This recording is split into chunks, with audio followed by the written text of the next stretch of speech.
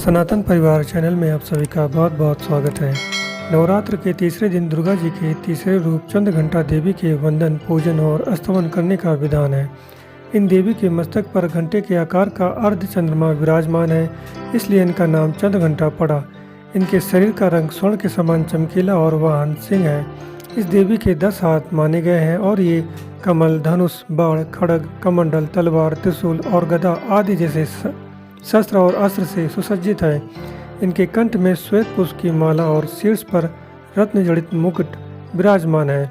माता चंद्रघंटा युद्ध की मुद्रा में विराजमान रहती हैं और तंत्र साधना में मणिपुर चक्र को नियंत्रित करती हैं। माँ दुर्गा का पहला शैलपुत्री और दूसरा ब्रह्मचारिणी स्वरूप भगवान शंकर को प्राप्त करने के लिए है। जब माता भगवान शंकर को पति रूप में प्राप्त कर लेती हैं, तब वह आदिशक्ति के रूप में प्रकट होती हैं और चंद्रघंटा बन जाती हैं। देवी पार्वती के जीवन में तीसरी सबसे बड़ी घटना के रूप में उनके प्रिय वाहन बाघ प्राप्त करना होता है, इसलिए माता बाघ पर सवार होकर भक्तों को अभय प्रदान करती हैं। माता को लाल रंग बहुत प्रिय है, इसलिए माता की पूजा में लाल रंग के वस्त्र अवश्य पहने। आइए जानते हैं माता चंद्रघंटा की पूजा विधि के बारे में। शारदीय नवरात्र के तीसरे ब्रह्म मुहूर्त में उठकर स्नान आदि से निवृत्त होकर माता का ध्यान करें और फिर पूजा स्थल पर गंगा जल से छिड़काव करें। इसके बाद माता का ध्यान करते हुए निम्नलिखित मंत्रों का उच्चारण करें। मंत्रों के उच्चारण और देवी के आह्वान के बाद घी के 5 दीपक जलाएं। फिर माता को सफ़ेद कमल या पीले गुलाब के फूल या माला अर्पित करें।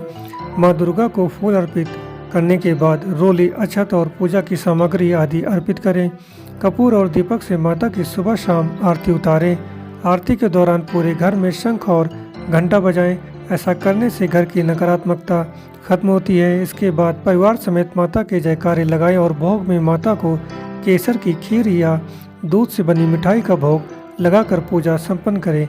इसके साथ ही आप चंद्रघंटा माता की कथा, दुर्गा चालीसा, दुर्गा स्तुति या दुर्गा सप्तशती आदि का पाठ करें। माता चंद्रघंटा की आरती नीचे दी जा रही है। संध्या काल में माता की आरती अवश्य करें।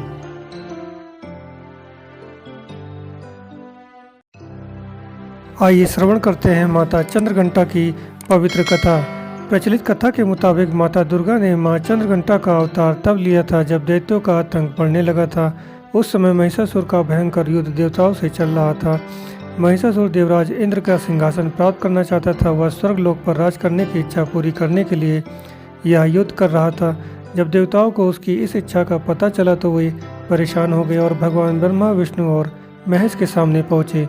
ब्रह्मा, विष्णु और महेश ने देवताओं की बात सुनकर अपना क्रोध प्रकट किया और क्रोध आने पर उन तीनों के मुख से जो ऊर्जा निकली, उस ऊर्जा से एक देवी अवतरित हुई।